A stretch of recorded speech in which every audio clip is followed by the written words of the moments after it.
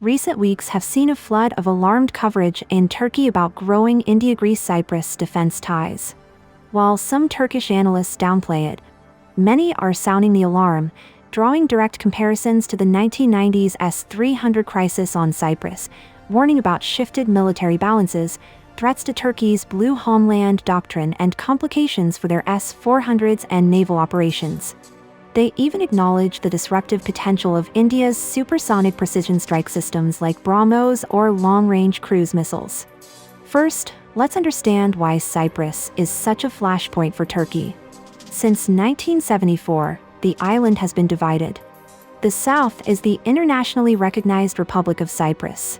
The north is controlled by Turkish Cypriots and backed by Turkish troops. Because of this history, any advanced defensive or strike systems on Cyprus trigger strong reactions in Turkey. A perfect example is the S-300 crisis. Cyprus tried to buy Russian S-300 air defense missiles. Turkey threatened military strikes, and eventually the missiles were relocated to Crete in Greece instead. Turkish analysts still remember that episode very clearly. So why is India doing this? Simple reciprocity. Turkey has become one of Pakistan's closest defense partners, supplying drones, warships, training, and strong diplomatic backing. If Turkey can build partnerships around India, India can build partnerships around Turkey. But the real question is, at what level? One-off deals or something deeper? I don't think it's one-off. In May 2026, India and Cyprus elevated ties to a full strategic partnership and launched a defense cooperation roadmap. This covers maritime security, cyber, counterterrorism, joint exercises, training, and potential arms sales. Just like with Vietnam, Indonesia, and especially Armenia, Cyprus has shown strong interest in BrahMos supersonic cruise missiles, loitering munitions, and other Indian thought forms. Greece is also exploring deeper ties, including possible interest in India's long-range land attack cruise missile. These systems are designed to hit heavily defended targets. Deployed in a region, they would complicate Turkish operations in disputed waters, raise escalation risks, and put pressure on Ankara's defense posture. One thing to note, many of these reports are still at the interest or exploring stage. But we saw the same pattern with Armenia, and most of those deals materialized.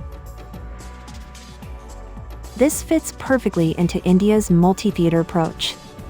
Indo-Pacific with Quad partners and the US. Mediterranean via Greece, Cyprus, Israel. Caucasus via Armenia. Turkey increasingly feels encircled in its near abroad, while dealing with economic issues and NATO frictions. India doesn't need to become their primary supplier. Even limited strategic exports can create strong political and military ties. NATO membership makes big purchases complicated due to logistics, standards, and integration challenges. Cyprus, not being in NATO, has more flexibility. That's why Cyprus looks like the most plausible early customer for systems like BrahMos, Akash, or Panaka. Turkish commentators aren't necessarily worried about Greece stitching NATO weapons. They're more concerned about India gaining influence in Turkey's backyard and becoming a serious missile exporter. Future cooperation could go beyond missiles, intelligence sharing, joint exercises, drones, radars, and maintenance support. This is classic Indian strategic diversification, partnerships based on mutual interests, not formal alliances. What do you think? Is Turkey right to be worried? Drop your thoughts below.